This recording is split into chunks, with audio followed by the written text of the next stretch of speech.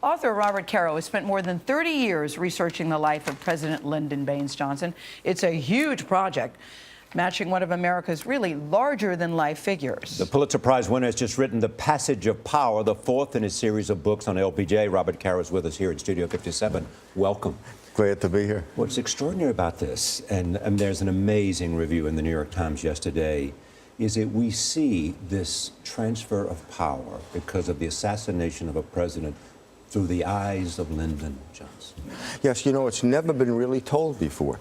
There are 1,000 books on the assassination, but what was happening to Johnson? In fact, as the first shot cracks out and President Kennedy starts to lean to his left, the Secret Service agent in Johnson's car, in the front seat, leans over, grabs Johnson by the shoulder, throws him on the floor, and then leaps on top of him and lays on top of him as the car speeds to Parkland Hospital, shielding his body with his own. And then you tell the story of how they told Lyndon Johnson the president was dead. Yes. For 40 minutes, no one tells him. He's standing in this cubicle in the emergency room of Parkland Hospital against the wall, not moving. He asks for information, no one gives him a definite word. And then Lady Bird Johnson writes that Kenny O'Donnell, Kennedy's friend and aide, walks in and she says, seeing the stricken face of Kenny, who loved him, we knew. And then a moment later, someone else comes in and says, Mr. President. That's the first time anyone's called Johnson Mr. President. No, Charlie just mentioned, Bob, about the reviews that you've gotten in the New York Times. Really, they keep coming in brilliant, riveting read from beginning to end, a real tour de force. And may I say, it's very big, too. I could lift weights with this the other day with this book. But I'm so fascinated because this is your fourth volume that you've done on Lyndon Johnson. When you started with #1, were you intending for it to be this long, his life? No. What was your intention when you started? Supposed to be just 3 books. 3 books. Can I just tell you one story? I interviewed him at the time of the first book. You remember this? Yes, I do. And I said to him, "You're going to," because he'd written, what, 9 years, 10 years to write the first one?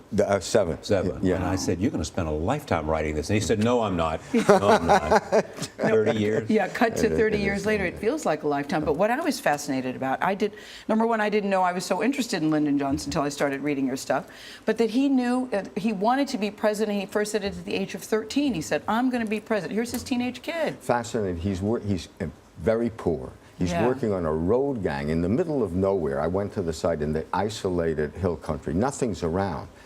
At lunchtime, the other workers who would sit down, they were all older men. And this 13-year-old kid would start talking and saying, I'm going to be president of the United States one day. What's extraordinary, too, is that you tell the story of the plane ride back and Mrs. Kennedy, and they have to go get Mrs. Kennedy to come for the swearing in. Yes. And she agreed to do that. Yes. She understood the moment, too. Yes. And Johnson said an amazing thing. He understood that the entire weight of the world had come on his shoulders. Yes. And that he had to do the right thing because the world wanted to be reassured.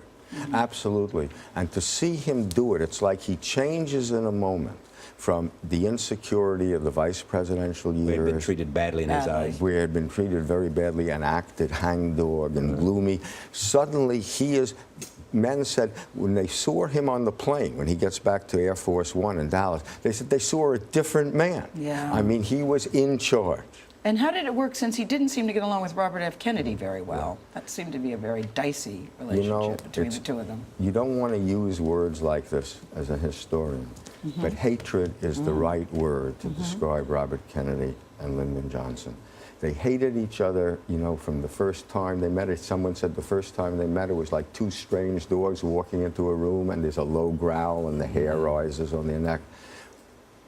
It never stops. And Bobby Kennedy says to one of Johnson's aides, you're going to get yours when the time comes.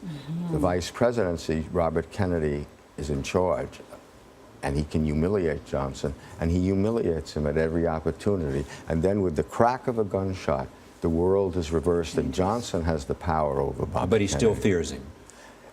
Johnson always feared Robert Kennedy. He hated him, but he knew what a great politician he was, because you know why, Charlie? He had been fighting against him for the 1960 nomination. Bobby Kennedy was running Jack's campaign. Johnson was known as the best vote counter.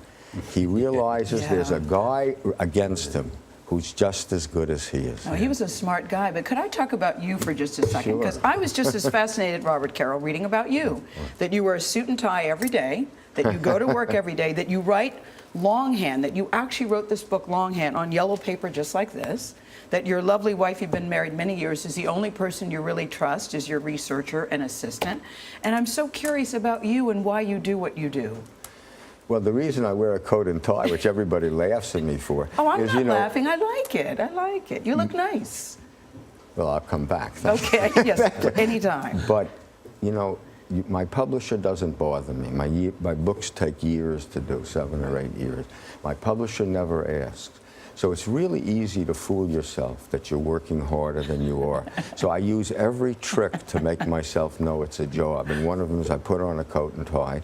Another one is I write down the number of words that I write every day. Yeah. You have all these little tricks to remind yourself it's work. Well, you're doing something right. You sure are. You're doing Robert something Caro, right. The Years of Lyndon Johnson, The Passage of Power. This one, it is now on sale. Nice to see you. Nice to see you. Honored to Thank meet you.